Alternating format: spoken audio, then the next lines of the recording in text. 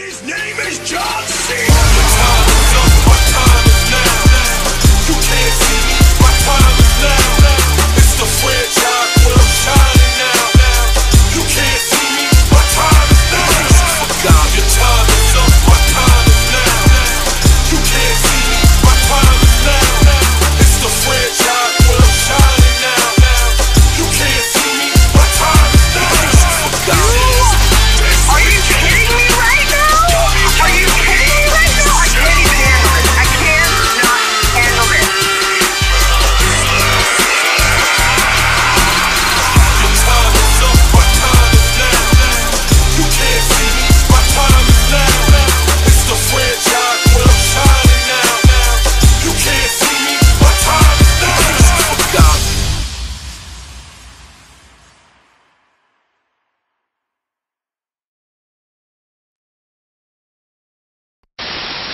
Ça y est, j'entre dans le cosmos intersidéral. Mon corps réagit de la même manière qu'une source. Le son de la paix peut m'envahir.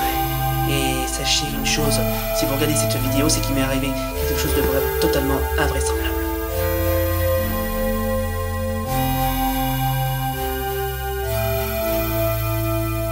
Salut tout le monde, c'est Vince. Alors aujourd'hui, avant de commencer la vidéo, on va faire un petit retour sur le sujet précédent. Alors vous vous en souvenez, j'avais déjà cité les séries que j'aime, et notamment les séries que j'aime bien, et en particulier Mermaid Melody. Mais est-ce que vous vous en souvenez comment se termine la série Mermaid Melody?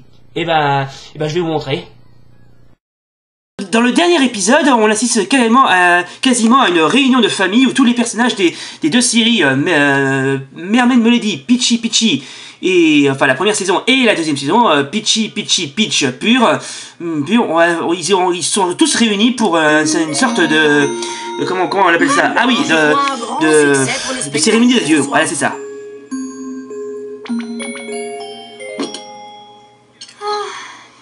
L'année est presque terminée.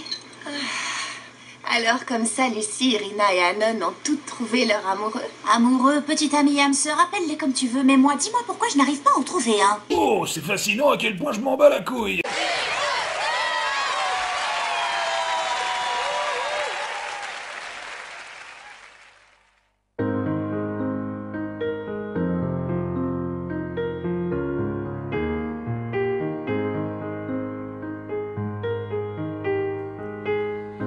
En dessous des vagues, entraîné par le vent du soir, Père magique, ton pouvoir me guidera. Ta douce mélodie m'apporte la joie et l'espoir. Cette chanson, si tu l'entends, jamais tu ne l'oublieras. Tous les oiseaux attirent d'elle, s'élancent vers l'Orient en plein ciel. Viens, donne-moi la main, suivons le chemin vers l'île au trésor. Le paradis des sept mers existe vraiment, malgré les tempêtes du ciel et les tourments. Là-bas une vie toute nouvelle, pleine de joie et d'amour nous attend. Elle est à toi la mélodie des sept mers. Et si un jour le sort doit nous séparer, tu sais bien que demain comme hier, au grand jamais tu ne pourras l'oublier.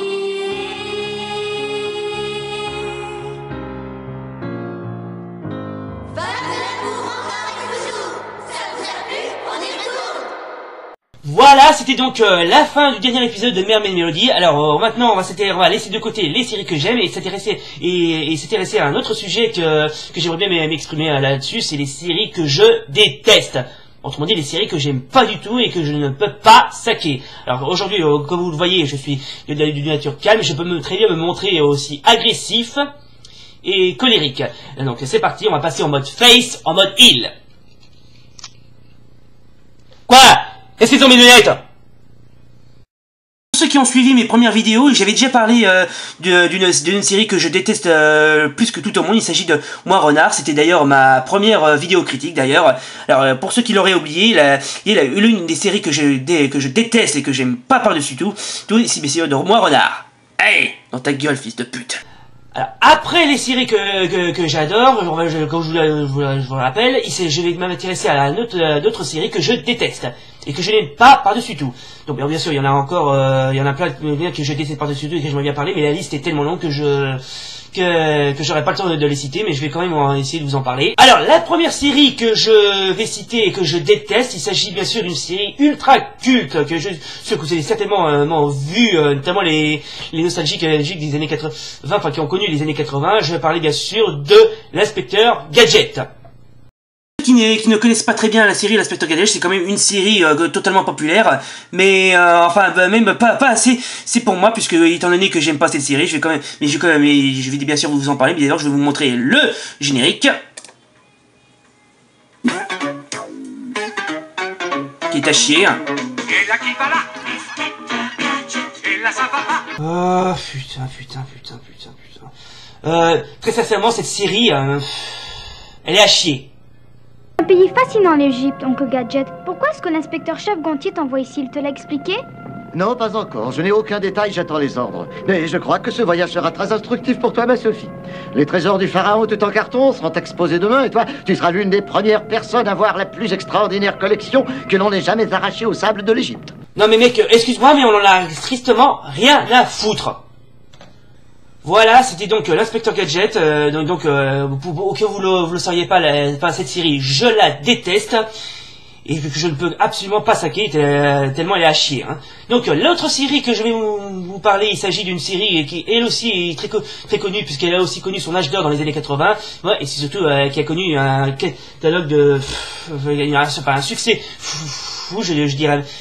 Alors donc vous devez certainement la connaître et je suis sûr que vous l'avez certainement vu la série et le film, comment dirais-je, avec Dolph Lundgren qui est quasiment mal foutu. Je vais parler bien sûr de les Muscleurs et les Maîtres de l'Univers, ou plutôt He-Man et les Masters of the Universe. Donc cette série, tout le monde la connaît, il s'agit de Adam, un prince d'une planète nommée Eternia qui se bat contre des ennemis, notamment un certain Skeletor qui veut s'emparer d'Eternia et l'univers entier. Voilà. Donc je vais quand même vous en parler. Je suis Adam, prince d'Eternia, défenseur du secret du château des ombres. Arrête de parler de ta vie. Mon secret, c'est de posséder une force fabuleuse depuis le jour où j'ai levé mon glaive magique. Arrête de parler de ta vie. Je détiens la force toute puissante. Arrête de parler de ta vie. À défendre le château des ombres contre les forces du mal. Ta gueule! T'as pas compris? Ferme ta gueule!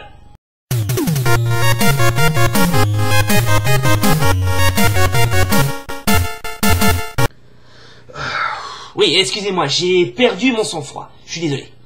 Mais bon, vous comprenez pourquoi je déteste cette série maintenant. Ah putain, je suppose que vous vous souvenez de cette série qui était vraiment une véritable chure. De plus, c'est le genre de série qui a quasiment mal vieilli.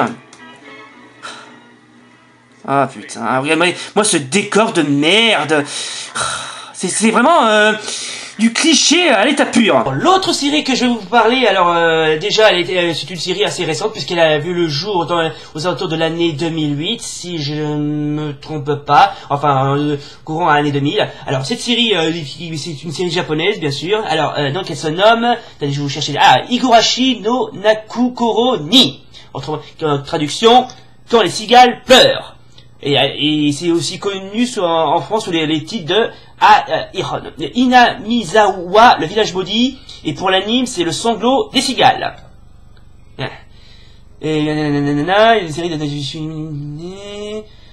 Oui, excusez-moi, je suis en train de chercher parce que je lis en ce moment la page de Wikipédia. Ah oui, voilà. Je vais vous raconter l'histoire. Alors, en juin 1983, Inamizawa est un petit village rural qui n'existe pas puisque c'est un lieu fictif, qui est basé sur le village de Shikagawa dans la préfecture de Gifu. Alors, d'apparence paisible où le personnage principal, Keishi Maebara, vient d'emménager avec sa famille. Il va très vite se lier avec 4 de ses camarades de classe, 4 filles nommées Reina Ryugu, Mion Sonozaki, Rika Furude et Satoko Ojo, qu'il accède dans le club d'amateurs de jeux de société. Alors, Inamizawa paraît être un village normal, paisible et rural, cependant tout bascule après la fête du village appelée le festival de Watanagashi pour célébrer la déité locale. Oyashiro-sama excusez-moi, j'ai mal prononcé, la déité locale, Oyashiro-sama, voilà. Alors, Keishi apprend que depuis 4 ans déjà, une personne disparaît et une autre est retrouvée morte le lendemain de la fête. Dans chaque chapitre, lui ou une de ses amis se retrouve sous le joug de la malédiction d'Oyashiro. Il semble impossible de se séparer de la réalité du surnaturel, mais doucement, le mystère de Inamizawa est révélé. Bizarre, ça me rappelle vaguement Twin Peaks. Alors cette série, j'ai quand même, c'est une série que je ne connais pas très bien, étant donné que je l'aime pas, et vous allez essayer très vite de savoir pourquoi. Alors non seulement j'aime pas cette série, mais j'ai souvent rencontré des gens qui adorent cette série, avec qui je me suis un petit peu embrouillé, mais je dirais pas les noms parce que j'ai pas envie que ça fasse polémique. Donc allons-y, on va vous montrer quand même, je vais vous montrer quand même quelques extraits. Mais vous allez voir, c'est quasiment malsain. J'ai pas réussi à trouver les épisodes en français, mais c'est pas grave, je vais quand même vous montrer quelques scènes d'épisodes, notamment celui-là.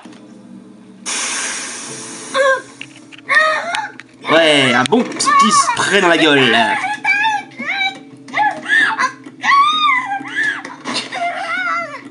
Oh là là là, putain. Eh mais les personnages sont vraiment glauques, sans déconner.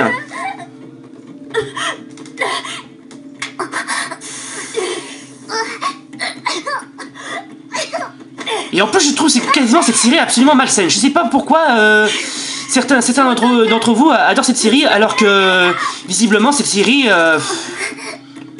elle est même pas intéressante du tout. Et là on va assister à un fameux catfight si je puis dire.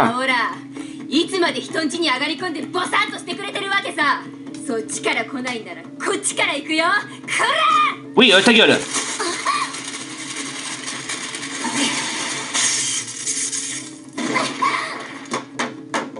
Oh,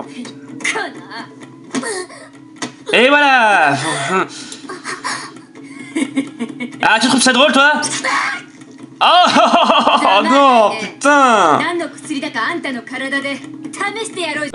C'est tellement hyper malsain et hyper glauque que je préfère m'arrêter là. Excusez-moi. Voilà, donc c'est la fin de cette vidéo critique spéciale série que je déteste. Alors maintenant, vous me demandez pourquoi si je déteste ces séries, bah, c'est que j'ai une sacrée bonne raison. Donc libre à vous de penser ce que vous pensez. Bon, donc c'est rendez-vous pour une prochaine vidéo et salut.